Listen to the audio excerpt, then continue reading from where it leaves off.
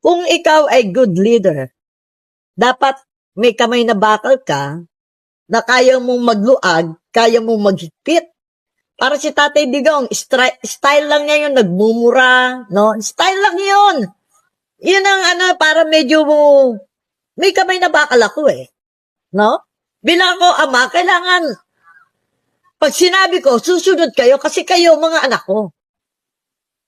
At si Tatay Digong ay walang inilagay kahit isang poste o haligi sa kanyang bahay.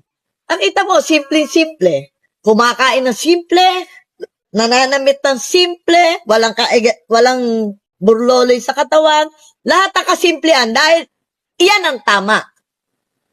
Paramdam mo sa mga kababayan nating Pilipino, bilang ako ang inyong Pangulo at ako ang ama ng bansa, makikita nyo yung kasimplihan ko dahil ibig sabihin nun, mahal na mahal niya ang bansang Pilipinas at mga Pilipino.